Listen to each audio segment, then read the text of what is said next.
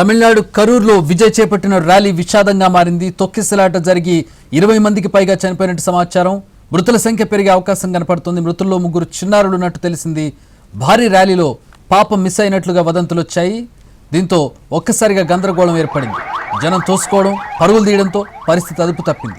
ఊహించని రీతిలో అభిమానులు రావడంతో పోలీసులు సైతం చేతులెత్తేశారు. దీంతో ఈ దుర్ఘటన చోటు చేసుకుందని సమాచారం తెలుస్తోంది.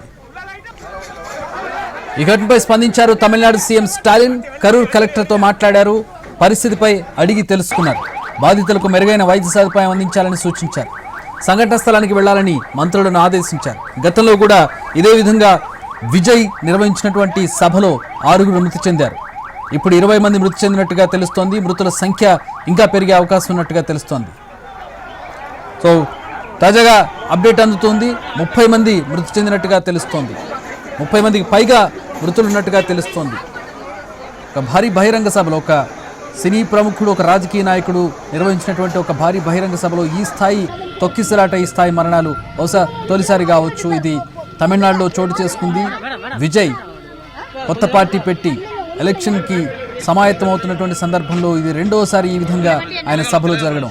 భారీ ర్యాలీ తీశాడు విజయ్ అభిమానులతోటి, కార్యకర్తలతో. దీంతో తొక్కిసలాట జరిగింది. 30 మందికి పైగా మృతి చెందారు. 10ల సంఖ్యలో గాయపడ్డారు.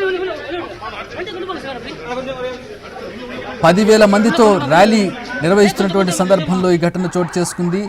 ఈ ర్యాలీలో విజయ్ ప్రసంగిస్తున్న దృశ్యాలు మనం చూడవచ్చు. ఓపెన్ టాప్లో ఆయన ప్రయాణిస్తూ ర్యాలీగా వెళుతున్నటువంటి సందర్భంలో కిక్కిరిసినటువంటి జనసందోహాన్ని చూడొచ్చు. ర్యాలీలో చిన్నారి తప్పిపోయినట్టు వదంతులు రావడంతో చిన్నారి మిస్సింగ్తో ర్యాలీలో గందరగోళం చోటు చేసుకుంది. ఆ గందరగోళం కాస్త తొక్కిసలాటకు దారితీసింది.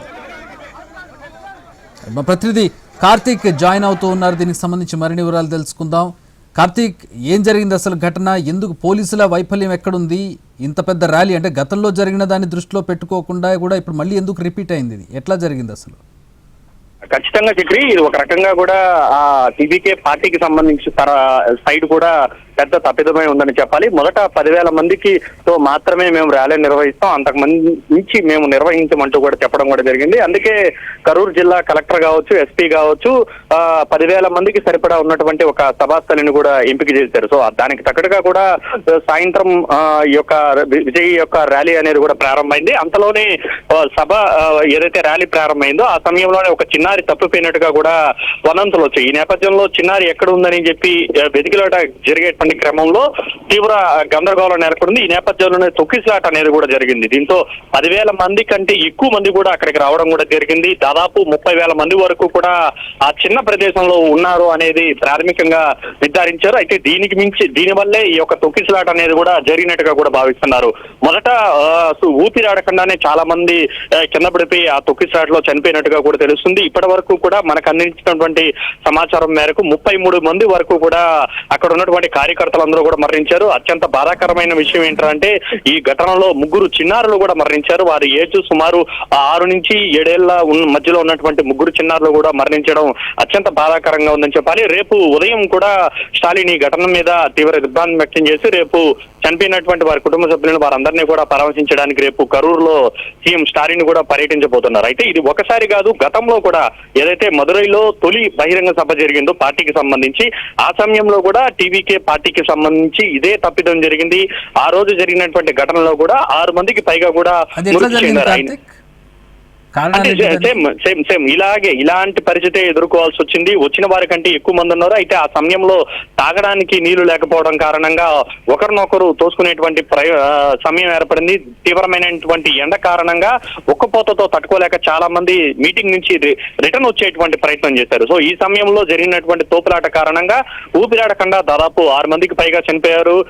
చాలా మంది కూడా ఇప్పటికీ కూడా కోలుకోలేనటువంటి పరిస్థితుల్లో కాళ్ళు చేతులు విరిగి ఉన్నటువంటి పరిస్థితి. అయితే దాని నుంచి ఏమాత్రం కూడా పాఠాలను నేర్చుకునేటువంటి టీవీకే పార్టీ, ఈవెన్ విజయ్ కూడా అదే తరహాలోనే ఈ యొక్క ప్రచారాన్ని కూడా నిర్వహించారు. ఎందుకంటే ఒక సెలబ్రిటీగా ఉన్నాడు, అతన్ని చూడడానికి పెద్ద ఎత్తున ప్రజలు వస్తారని చెప్పి కూడా తెలుసు. అలాంటి సమయంలో కేవలం 10,000 మందితోనే నిర్వహిస్తామని చెప్పి ఒక మిస్గైడెన్స్ రూపంలో కూడా అధికారులకు సమాచారం ఇవ్వడం కారణంగానే ఈ ఘటన జరిగినట్టుగా కూడా కార్తిక్, ఓపెన్ ర్యాలీ జరుగుతున్నప్పుడు ఈ స్థాయి ఫాలోయింగ్ ఉన్నటువంటి ఒక వ్యక్తి ఓపెన్ ర్యాలీ చేస్తున్నప్పుడు 10,000 మందికి అనే వాళ్ళు చెప్పినా సరే పోలీసులు ఎలా కన్ఫైన్ అవుతారు? 10,000 మంది వస్తారని చెప్పి 20,000 మంది వస్తే అసలే ఆపే పరిస్థితి. ఇప్పుడు ఒక ఆడిటోరియము, ఒక స్టేడియము అయితే ఇంతమంది వస్తున్నారు, అంతమందిని అలౌ చేస్తున్నామని లెక్క చెప్తే పోలీసులు లాజికల్గా అర్థం చేసుకున్నా ఒక సెన్సిబుల్గా ఉంటుంది.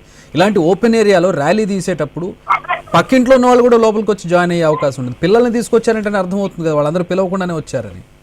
అంటే మీరు చెప్పింది వాస్తవానికి కరెక్టే. అయితే ఇక్కడ జరిగింది ఏంటంటే కరూరులో ఒక ప్రాంతంలో ఎక్కడ వరకు అయితే అనుమతి ఇచ్చారో అక్కడ వరకు కాకుండా విజయ్ ర్యాలీని కొద్దిగా ముందుకు రావడం కూడా జరిగింది. అదే సమయంలోనే ఒక చిన్నారి మిస్ అయినట్టుగా కూడా వదంతులు వచ్చాయి. సో దీని కారణంగా ఒక రకమైనటువంటి గందరగోళం, ఎక్కడ వరకు అయితే చేయాల్సినటువంటి ర్యాలీని పొడిగించడంతో పాటు ఒక చిన్నారి మిస్ అయినటువంటి పరిస్థితి. సో ఈ రకంగా ఒక రకమైన గందరగోళం, దానికి ఇట్లాంటి ఇన్ని 30,000 మంది ఒక కిక్కిరిసిన ప్రదేశంలో గుమిగూడినప్పుడు పిల్ల తప్పిపోవడం అనేది మేబీ ఒక రీజన్ మాత్రమే. ఏ చిన్న అలజడి జరిగినా, చిన్న పాము వచ్చిందని ఎవడన్నా అరిచినా, లేకపోతే ఏదో షాక్ కొట్టిందని అరిచినా, లేదా బాంబు ఉందని అరిచినా కూడా తొక్కిసలాట జరుగుతుంది. ఆ స్థాయిలో అక్కడ కిక్కిరిసి ఉన్నారు జనాలు. ఏ చిన్న అలజడి సృష్టించినా కూడా తొక్కిసలాట జరిగి చనిపోయే ప్రమాదం ఉంటుంది. ఒక పాప తప్పిపోయింది అనేది మేబీ ఒక రీజన్ ఇప్పుడు కనపడుతుంది మనకు. అంతే ఖచ్చితంగా మీరు చెప్పింది అయితే 100% వాస్తవం. అయితే ఇది తమిళనాడు చరిత్రలోనే అత్యంత విషాదకరమైనటువంటి ఘటనగా కూడా చెప్పుకోవాలి. ఈ గతంలో చాలా ర్యాలీలు జరిగాయి, చాలా సార్లు జరిగాయి, కానీ ఈ స్థాయిలో ఎప్పుడు కూడా జరగలేదన్నది మాత్రం ఇక్కడ ఉన్నటువంటి అధికారులు కావచ్చు ప్రాథమికంగా నిర్ధారించారు. ప్రాథమికంగా అయితే ఇచ్చినటువంటి నిబంధనలను పూర్తిగా ఉల్లంఘించడమే ప్రధాన తప్పిదంగా కూడా చెప్తూ వస్తున్నారు. ఒక సెలబ్రిటీగా తనకంటూ ఉన్నటువంటి మాస్ ఫాలోయింగ్, దానికి కార్తిక్ 6 గంటలు లేటుగా వచ్చినట్టుగా తెలుస్తోంది విజయ్, వాస్తవమా? అది కూడా ఒక కారణంగా చెప్పుకోవచ్చా? అంటే 6 గంటలు దాదాపు సుమారుగా మధ్యాహ్నం సాయంత్రం 4 గంటలు ప్రారంభించాల్సినటువంటి ర్యాలీని ఆలస్యంగా ప్రారంభించారు. అయితే సభాస్థలికి ముందుకు వెళ్ళడానికి అవకాశం లేకపోవడం కారణంగా జనాలను తోసుకుంటూ కూడా ఈ ర్యాలీ అనేది ముందుకు సాగింది. అంటే ముందర ఒక ప్రోటోకాల్ అనేది ఉంటుంది, ముందుకు వెళ్ళడానికి కూడా ర్యాలీలో ఆ వాహనం వెళ్ళడానికి కూడా అవకాశం ఉంటుంది. అంటే అలాంటి పరిస్థితి లేకుండా పార్టీ కేడర్ మొత్తం కూడా వాహనం చుట్టుముట్టేయడం కారణంగా కదలడానికి కూడా లేనటువంటి పరిస్థితి ఏర్పడింది. దీంతో ఎక్కడెక్కడైతే 5 నిమిషాలు ఆగి ముందుకు వెళ్ళడం కూడా ఈ ఘటనకి కారణంగా చెప్పుకోవచ్చు. ఎందుకంటే చుట్టుపక్కల ఉన్నటువంటి వారందరూ కూడా విజయ్ లాంటి సెలబ్రిటీ ఉన్నటువంటి నేపథ్యంలో ఆ సమయంలో ఉన్నటువంటి ప్రాంతం నుంచి ఆ పక్క ప్రాంతానికి కూడా రావడం కూడా జరిగింది. ఒకటి ఆలస్యం చేయడం, నిబంధనలను పాటించకపోవడం, 10,000 మందితో అని చెప్పి చిన్న ఇరుకైనటువంటి సభ కాకుండా దాని పక్కనే ఉన్నటువంటి వేరే ప్రాంతాల్లో కూడా మేము అనుమతి ఇచ్చుంటాము అనేది మాత్రం పోలీసులు చాలా గంటాపరంగా చెప్తున్నారు. ఈ 10,000 మందికే దాదాపు 800 మందికి పైగా కూడా పోలీసులు పెట్టాం. మిగతా ఏర్పాట్లన్నీ కూడా మేము కట్టుదిట్టంగా చేస్తాం. అయితే ఒక ప్రోటోకాల్ అనేది పార్టీ పరంగా తీసుకోవాల్సినటువంటి చర్యలు ఏదైతే ఉంటాయో, ఒక ర్యాలీ అనేది జరుగుతుంటే చుట్టుపక్కల బాడీ గార్డ్ కావచ్చు, సెక్యూరిటీ కావచ్చు, పార్టీ తరఫున ఉన్నటువంటి వాలంటీర్లు కావచ్చు, అవేది కూడా పూర్తి స్థాయిలో టీవీకే పార్టీ నియమించుకోలేదు. దీని కారణంగానే జరిగింది. ఇక్కడ ప్రణాళిక లోపం కనపడుతుంది, ఎస్టిమేషన్ లోపం కనపడుతుంది. ఒకటి, విజయ్ లాంటి ఒక చరిష్మా ఉన్నటువంటి వ్యక్తి రాజకీయ పార్టీతో సంబంధం లేకుండా వస్తారు. ఇప్పుడు మనం చాలా సినిమా సెలబ్రిటీలు పెట్టినప్పుడు చూసాం పార్టీతో ఫర్ ఎగ్జాంపుల్ తిరుపతి సభ చూద్దాం, చిరంజీవి పెట్టినప్పుడు కొన్ని వేల మంది సభకు వచ్చారు. అందరూ పార్టీ కార్యకర్తలు కానవసరం లేదు. ఇప్పుడు విజయ్కి అభిమానులు కూడా అశేష అభిమానులు ఉన్నారు. అందులో పార్టీ కార్యకర్తలతో పాటు అభిమానులు కూడా వస్తారు. అందులోని వీకెండ్ ఈరోజు అందరూ ఖాళీగా ఉంటారు, వచ్చే అవకాశం ఉంది. ఫస్ట్ థింగ్, ఎంతమంది వస్తారనేది అంచనా లేకపోవడం. రెండోది, అలాంటి లొకేషన్ చూస్ చేసుకోవడం అనేది చాలా ప్రణాళిక లోపం కనపడుతుంది ఇక్కడ. అసలు అట్లాంటి లొకేషన్ చూస్ చేసుకుని ఇన్ వర్స్ట్ కేస్ ఎక్కువ మంది వస్తే ఏంటి, వస్తారు కూడా, వస్తే ఏం చేయాలనే దానికి సంబంధించి ప్లాన్ బి లేకుండా, ప్రణాళిక లేకుండా చేసినటువంటి దానికి ఇప్పుడు ఫలితం ఈ 20-30 మంది మృతి. దాదాపు ఇంకా సంఖ్య కూడా పెరిగేటట్టుగా కూడా కనబడుతుంది. అత్యంత చాలా అంటే చిన్నపిల్లలు ఇప్పటికీ 3 చనిపోయారు. మనకున్నటువంటి తాజా సమాచారం మరొక 4 పిల్లలు కూడా చనిపోయినట్టుగా కూడా తెలుస్తుంది. సో ఇలాంటి పరిస్థితిని తమిళనాడు ప్రభుత్వం మీద కూడా పెద్ద ఎత్తున ఇప్పుడు విమర్శలు ఎదుర్కోవాల్సినటువంటి పరిస్థితి ఏర్పడింది. ఎందుకంటే గతంలో జరిగినటువంటి తొక్కిసలాటను దృష్టిలో పెట్టుకొని పూర్తి స్థాయిలో ఒక ప్రణాళిక బద్ధత, ఒక యాక్షన్ ప్లాన్ అనేది లేకుండా కూడా ఈ యొక్క కరూరు సభకు అనేది కూడా అనుమతి ఇవ్వడం. దౌర్భాగ్యం ఏంటంటే ఫస్ట్ పార్టీ మీట్ పెట్టినప్పుడు జరిగిన తొక్కిసలాట్లు 6 చనిపోయిన దాన్ని కూడా దృష్టిలో పెట్టుకోకుండా కనీసం అంటే 6 మృతి అసలు nothing, they bothered about it nothing, అంటే వాళ్ళకి అసలు ఏ చీమ గుట్టినట్టు కూడా లేదు 6 చనిపోవడం అనేది. మళ్ళీ అలాంటిది జరుగుద్దా అనే ఒక స్పృహ కూడా లేకుండా అంత దౌర్భాగ్యమైన స్థితిలో వీళ్ళు ప్లాన్ చేసి సభ చేసి 30 మందికి పైగా ప్రాణాలు తీసుకున్నాడు విజయ్. ఖచ్చితంగా ఈ విషయంలో అయితే టీవీకే పార్టీ అధ్యక్షుడు హీరో విజయ్ మీదే అన్ని వేళ్లు కూడా తప్పిదాన్ని కూడా ఎత్తి చూపిస్తూ ఉన్నాయి. ఒక సూపర్ స్టార్ గా అత్యంత క్రౌడ్ పుల్లర్ గా ఉన్నటువంటి విజయ్ లాంటి వ్యక్తి ఒక సభను ఒక సమావేశాన్ని ఏర్పాటు చేస్తే ఏ స్థాయిలో జనాలు ఉంటారనేది కూడా అందరికీ తెలిసిన విషయమే. అలాంటిది ఒక అనుమతి ఇచ్చారు, అన్ని జరిగాయి, ఒక పోలీసులు అనేది ఉంది.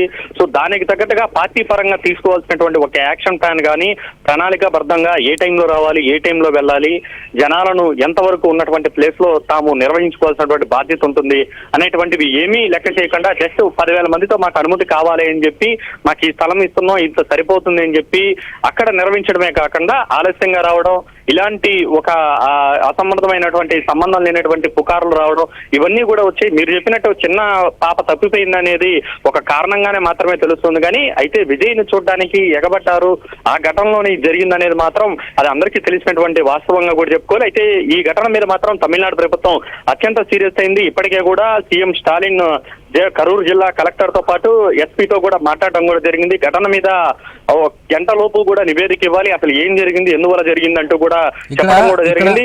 ఇంకొక అన్ఫార్చునేట్ థింగ్ ఏంటంటే ఇన్వెస్టిగేట్ చేస్తారు, అంత కారణాలు బయటకు వస్తాయి, కానీ ఎవరికీ శిక్ష పడదు కార్తీక్. శిక్షించాల్సిన బాధ్యులు ఎవరు ఉండరు. అలా బాధ్యుడు ఉంటే ఫస్ట్ విజయ్ని శిక్షించాలి. అంటే ఈ విషయంలో చాలా కఠినంగానే వ్యవహరించేటువంటి అవకాశం అయితే ఉంది. ఎందుకంటే దీంట్లో తప్పిదం జరిగింది అనేది మాత్రం చాలా స్పష్టంగా తెలుస్తోంది.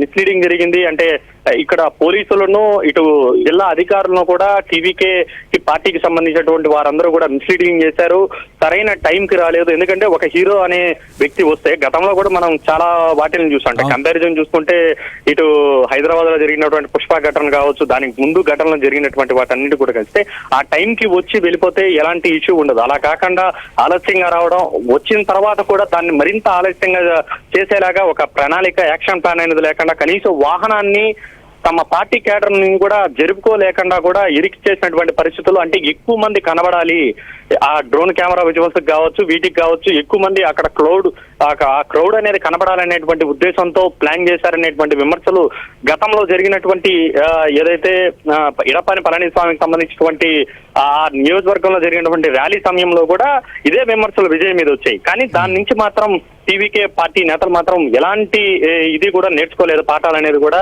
గతంలో 6 పైగా చనిపోయారు, దాదాపు 100 మంది తీవ్రంగా గాయపడ్డారు, ఇప్పుడు ఏకంగా 33 మందికి పైగా కూడా చనిపోయినటువంటి పరిస్థితి, చిన్నారులు ఉన్నారు.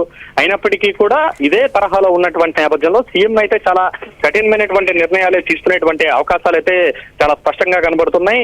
మరోవైపు గాయపడినటువంటి వాళ్ళు 25 మందికి పైగా ఎవరైతే ఉన్నారో వారందరూ కూడా ప్రస్తుతం ఐసీయూలో ఉన్నారు.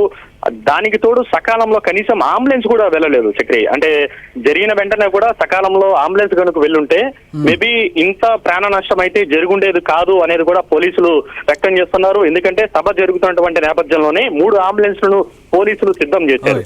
ఆ టైంకి లోపలికి వెళ్ళలేనటువంటి పరిస్థితిని కూడా అక్కడ ఉన్నటువంటి ప్రజలు, అక్కడ ఉన్నటువంటి పార్టీ క్యాడర్ తీసుకురావడం కారణంగా ఈ ఘటనలో ఎక్కువ మంది చనిపోవడానికి కూడా ఒక కారణంగా మారిందని చెప్పుకోవాలి. ఇది మరింత బాధాకరమైనటువంటి విషయంగా కూడా చెప్పుకోవాలి. అంబులెన్స్ నుండి పూర్తి స్థాయిలో వారిని రక్షించలేకపోయారని కూడా చెప్పుకోవాలి. ఖచ్చితంగా బాధాకరమైనటువంటి విషయం. ఒక రాజకీయ నాయకుడి సభలో తొక్కిసలాట జరిగి 30 మందికి పైగా మృతి చెందడం, 10ల సంఖ్యలో గాయపడడం, పిల్లలు కూడా అందులో ఉండడం చాలా దురదృష్టకరం.